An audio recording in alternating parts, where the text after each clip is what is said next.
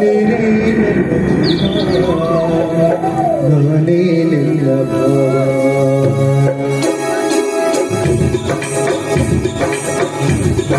ಹೃದಯ ಮೆಟ್ಟಿದಾಗ ನೀನೇ ನನ್ನ ಜೀವ ನಾನೇ ನಿನ್ನ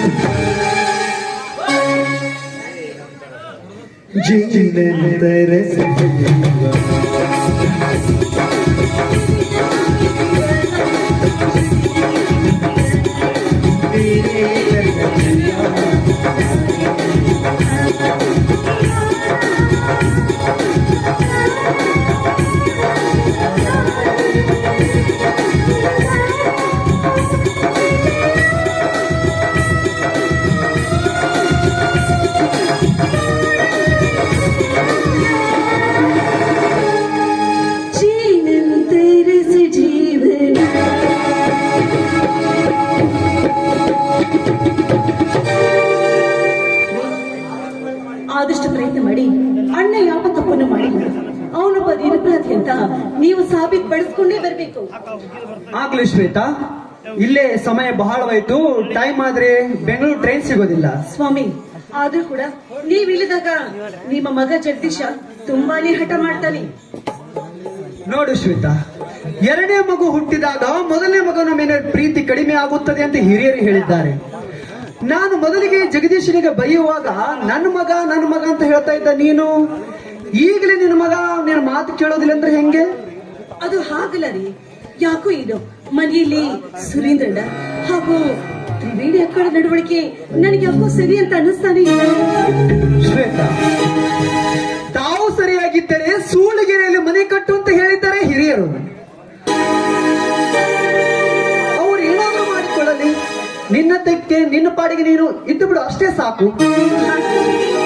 ನಾನಂತ್ರ ನಿಮ್ಮ ಸರಿ. ಜಗದೀಶ ಸ್ಕೂಲಿನಿಂದ ಬರೋ ಹೊತ್ತಾಯ್ತು, ನಾನು ಆದಷ್ಟು ಬೇಗ ದೇವಸ್ಥಾನಕ್ಕೆ ಹೋಗಿ ಬಂದ್ಬಿಡ್ತೀನಿ. ಮನೆಯಲ್ಲಿ ಇನ್ನು ಅಡಿಗೆ ಕೂಡ ಮಾಡ್ಬೇಕು. ಓಹೋ, ಮಾತಿನಲ್ಲಿ ಮರ್ತೆ ಬಿಟ್ಟಿದ್ದೆ. ಟೈಮ್ ಆಯ್ತು ಶ್ವೇತಾ, ನಾನು ಬರ್ತೀನಿ. ಬಾಯ್ ಬಾಯ್.